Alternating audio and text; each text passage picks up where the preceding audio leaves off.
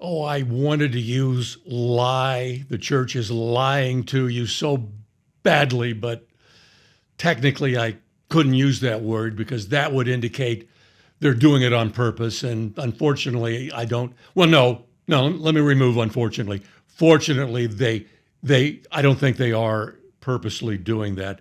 They're just grossly incompetent. We should sue them because they are turning this church generation away from the Olivet Discourse. You probably go to a church where they rarely, if ever, talk about the Olivet Discourse because they want you to believe that when Jesus talks about his coming in the Olivet Discourse, he's talking about the second coming, not the rapture of the church. Turning you away from a teaching that was so famous and so well received by the church that it was given a special name, the Olivet Discourse, much like the Sermon on the Mount. For centuries, the church looked to the Olivet Discourse as the prime teaching on prophecy. And we've turned away from it in these last days where his coming is imminent because something else that needs to happen is also imminent. And they don't tell you about that. Look, somebody is deceiving you. Either they're deceiving you or I'm going to deceive you.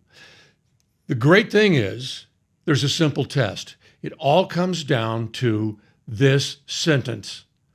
For the powers of the heavens will be shaken. What you think that means will determine which side you're going to be on. If you choose their definition of that and join them, then we know something about you.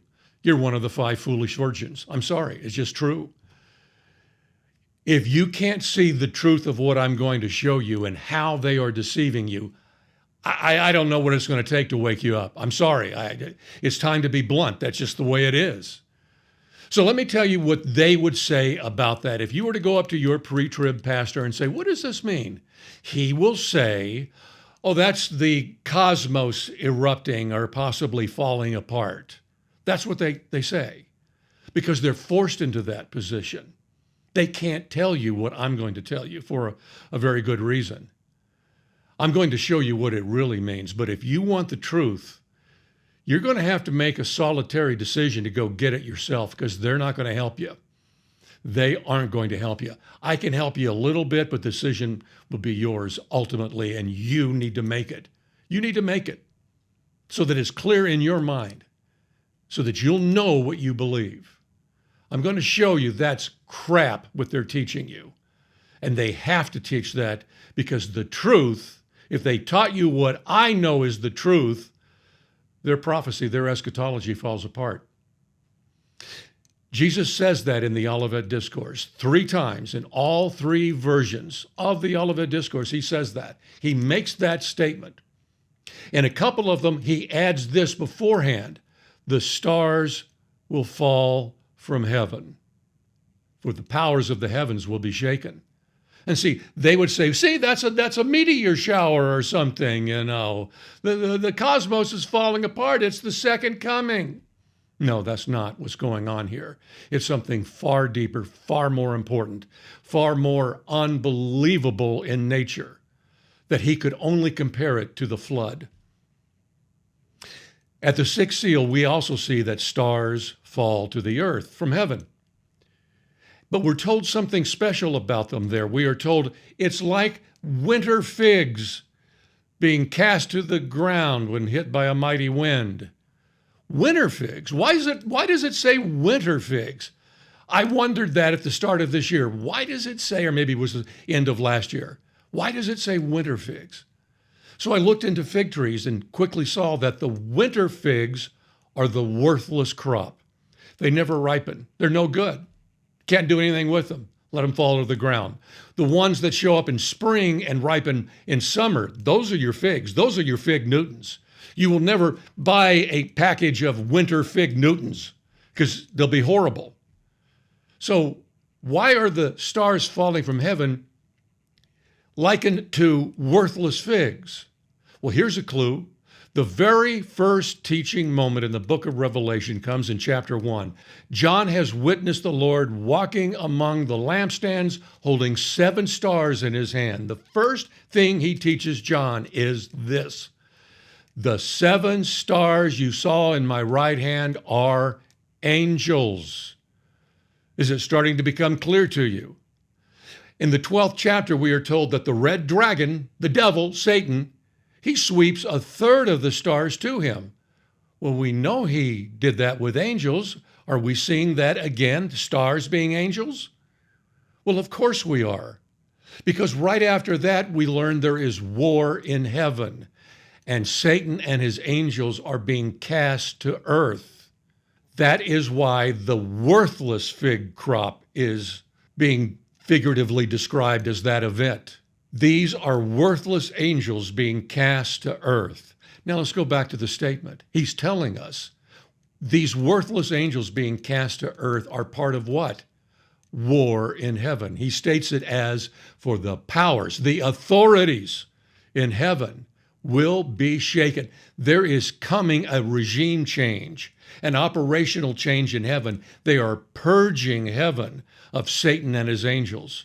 War in heaven. What happens right after war in heaven? Every single time. For the powers of the heavens will be shaken, then you will see the Son of Man coming with power and great glory, and I will send my angels out to gather my elect. That's what has to happen right before he appears. And then he sends his angels out to collect the church, because we have reached the end of the church age. That's why Satan is being thrown out of heaven. He's taking his bride back to heaven, and he's not going to allow the accuser of the brethren to be there popping off about our past mistakes. He's not going to allow it. And so Satan is cast to earth. Why does the church hate that explanation so much? Because you can read in chapter 12 what happens after war in heaven. Satan isn't chained up. It's not the end. The Lord doesn't even touch ground at the coming that he talks about in the Olivet Discourse. Satan goes about his business. The earth is told, "Oh, woe to you, earth, for Satan has been cast down to you, full of wrath, knowing he has but a little time." But he has enough time to bring forth the beast out of the sea and the false prophet and the system with 666 and ultimately Armageddon. It's nowhere near being the second coming, and they know that. They want you to believe it's the second coming. They want you to believe that the rapture happens before any seal is open. It's deception after deception after deception on their part. He is talking about an event so impactful that it can only be compared to the flood.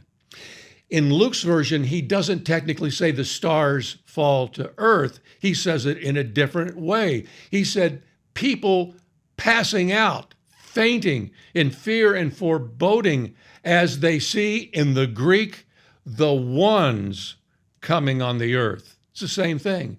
He is telling you that's Satan and his angels being cast to earth, and it is so frightening that people are literally fainting with fear. That's what's coming.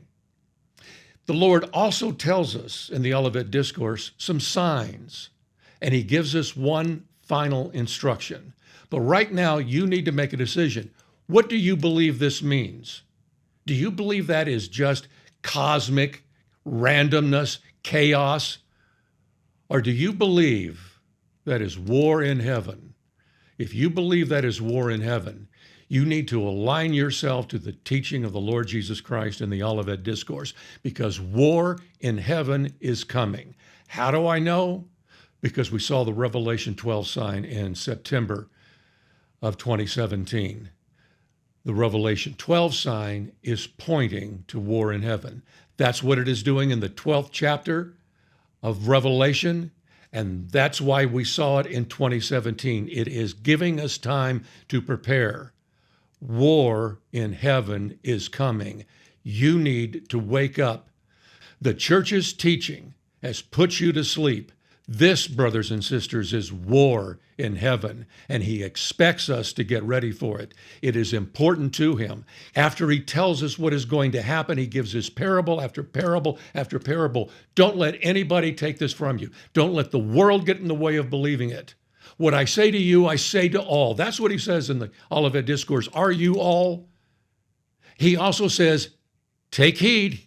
Very important what he's saying. Listen carefully to what I'm about to say. That's what he's saying. See, I have told you all things. Trust him. Trust his teaching. Turn away from the church's nonsense on this particular issue and join him. I will show you in the next video why the first 5 seals are most definitely open. War in heaven is coming. Get ready for it.